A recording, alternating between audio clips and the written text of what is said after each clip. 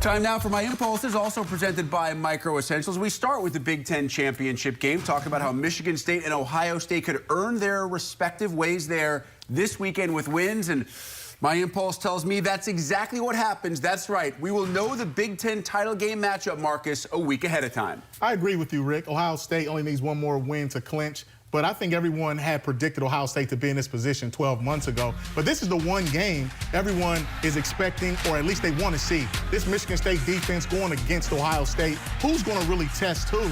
But Michigan State is the surprise team of the Legends division. We knew that they were going to be good, but this is the game everyone wants to see.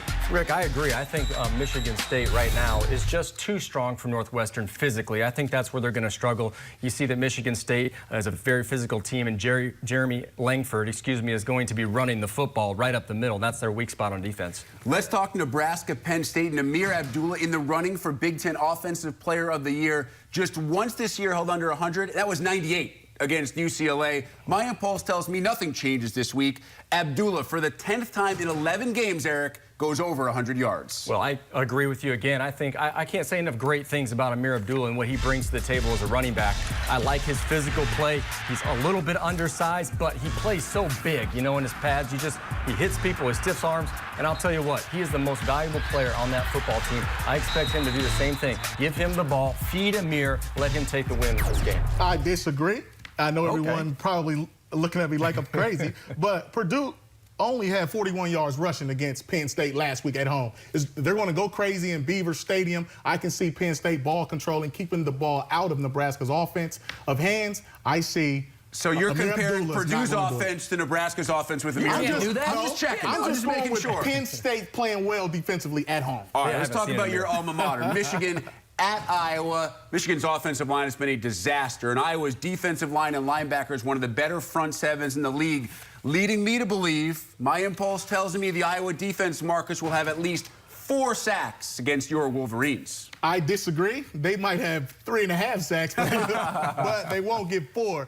I know Michigan has given up 19 sacks in the last 3 games, but Al Borges is going to change the game plan up. He's going to get the ball out of Devin Gardner's hands quickly, and he's going to try to run the ball, slow this game down. You see that quick pass right there to Funchess. Northwestern gives up the quick pass, and then now Michigan can do different things. They can fake the pass and run it up the middle. Well, you know what? I agree with Rick. I think that Iowa is going to have 4 sacks or more. I think there's been kind of this bleeding sensation from Michigan that they can't fix it right now on the offensive line. And I tell you what, Devin Gardner knows that, and he's back there tentative on throws. He's looking at the wrong reads, and I think that's going to really affect him in this game.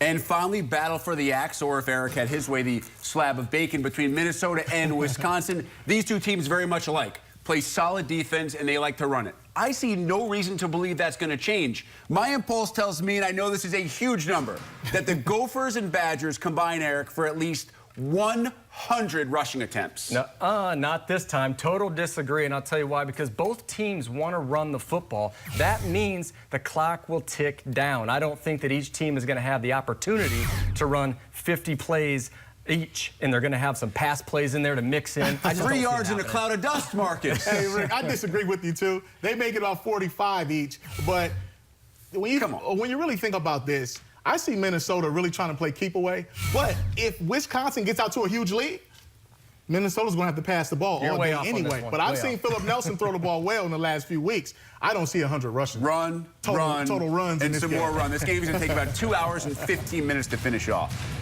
The final beat is coming up next. Our oversized Thanksgiving elves offer their take on what every Big Ten team has to be thankful for this holiday season.